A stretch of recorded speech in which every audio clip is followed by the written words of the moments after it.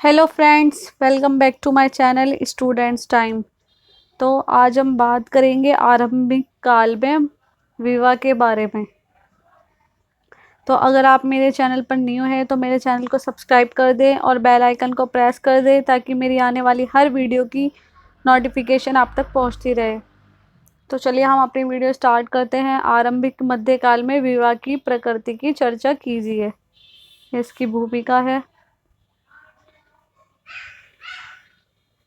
महिलाओं की स्थिति ऋग्वैदिक काल में काफ़ी सम्मानजनक थी। मतलब इस काल में महिलाओं को काफ़ी सम्मान दिया जाता था और उसका स्थान पति के बराबर था। मध्यकाल में विवाह की प्रकृति अनेक प्रकार से प्रचलित थी, जिसमें वैदिक, बौद्ध और जैन धर्म के कई प्रकार के विवाह प्रचलित थे। विवाह के कठोर नियमों और निर्धारित दंड से स्त्री पर अधिक प्रभाव पड़ता था। मतलब उन्हें अलग अलग तरीके से दंड दंड दिया जाता था। समाज में कई ऐसे नियम बनाए गए जो पुरुष के पक्ष में थे।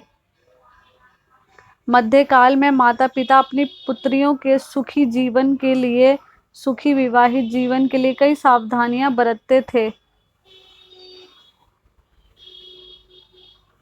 इससे ये पता चलता है कि उस समय की एक बड़ी समस्या और दार्शनिक चिंतन का विषय था महिलाओं को लेकर।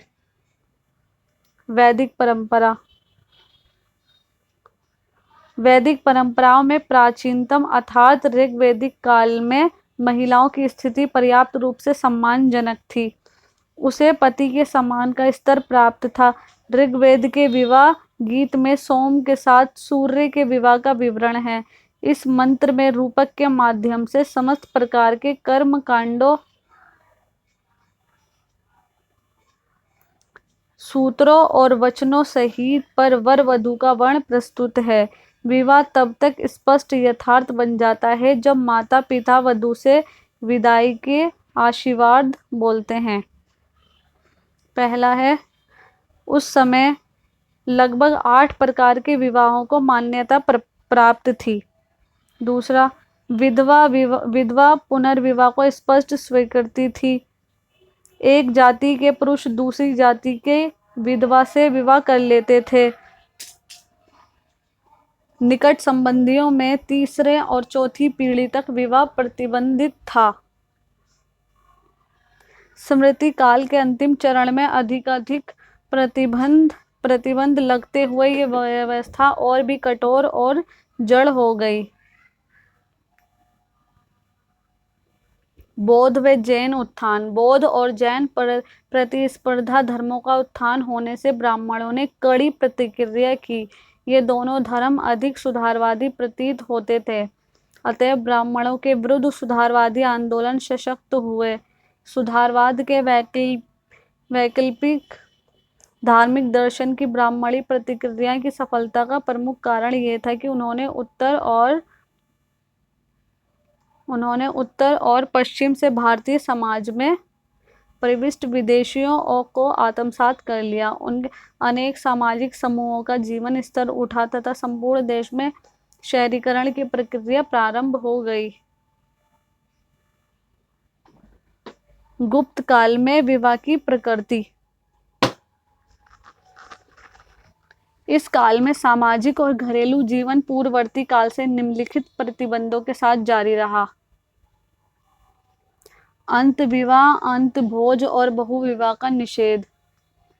प्राचीन 8 प्रकार के विवाह प्रचलित हो रहे थे। केवल प्रथम 4 अर्थात ब्राह्मा, ब्रह्मदेव, अर्ष और प्रजापत्य विवाह की अनुमति थी। विवाह पर कम आयु में जोर दिया जाने लगा। विधवाओं का पुनर्विवाह अब भी प्रचलन में था, हालांकि मनु के समय से ही इसे समर्थन नहीं था।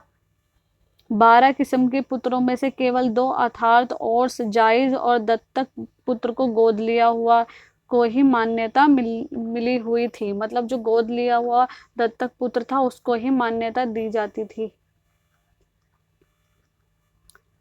बौद्ध ग्रंथों में स्त्री का वर्ण। बौद्ध ग्रंथों में हिंदू स्त्रोतों के मुकाबले में कोई विशिष्ट अंतर नहीं दिखाई देता। 10 प्रकार का बौद्ध ग्रंथों में संसर्ग का उल्लेख मिलता है, वो ये है। जब स्त्री को पैसे से खरीदा जाता है, जब स्त्री अपनी इच्छा से किसी पुरुष के साथ रहती है,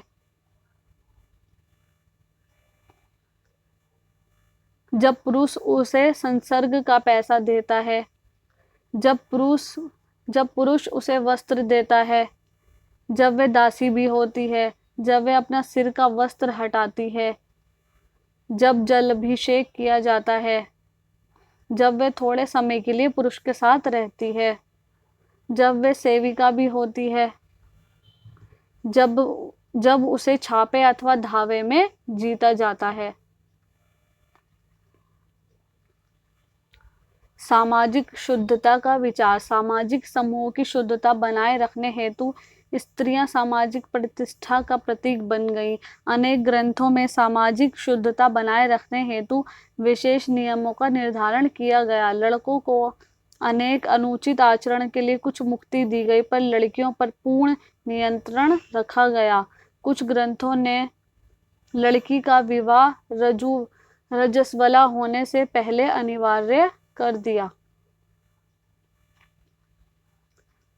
बौद्ध साहित्य में गैर बौद्धों के विवाह का भी उल्लेख है। विवाह के संदर्भ में विनय पट्टिका में 5 प्रकार के ब्राह्मणों का उल्लेख है।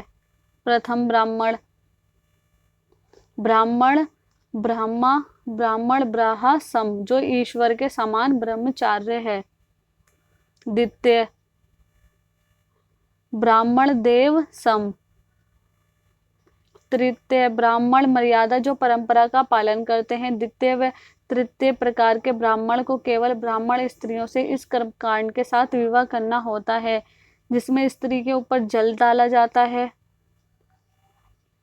चतुर्थ ब्राह्मण सविभन मर्यादा है, जो परंपराओं को तोड़ते हैं। पंचम प्रकार ब्राह्मण चंडल है, जो जातीय होता है। चौथी और 5वीं प्रकार के ब्राह्मण किसी ब्राह्मण स्त्री से और अन्य किसी स्त्री से भी विवाह कर लेते हैं। हिंदू व्यवस्था में ज्योतिष और जाति से ये सुनिश्चित करते थे कि दोनों में निर्भंगी है या नहीं। बौद्धों की प्रथा के अनुसार इसे सुनिश्चित करने के लिए परिवार की आर्थिक पृष्ठभूमि और स्तर का आधार बनाया जाता है। निष्कर्ष। इस प्रकार हमने ये निष्कर्ष निकाला है कि हिंदुओं और बौद्धों दोनों धर्मों के रीति रिवाजों में काफी समानता पाई गई है। विवाह की ओर दोनों का ही नजरिया पितृसत्तात्मक था, जिसमें विवाह करने वालों की राय का कोई विशेष महत्व नहीं था। ज्योतिष और जाति से हिंदू विवाह सुनिश्चित किया जाता था। इस प्रकार दोनों ही समाजों में अलग पृष्ठभूमि थी जो विवाह की प्रकृति थी। तो आई होप मेरे ये नोट्स आपके लिए हेल्पफुल रहे होंगे। तो बने रहें मेरे चैनल के साथ। Thank you and thanks for watching.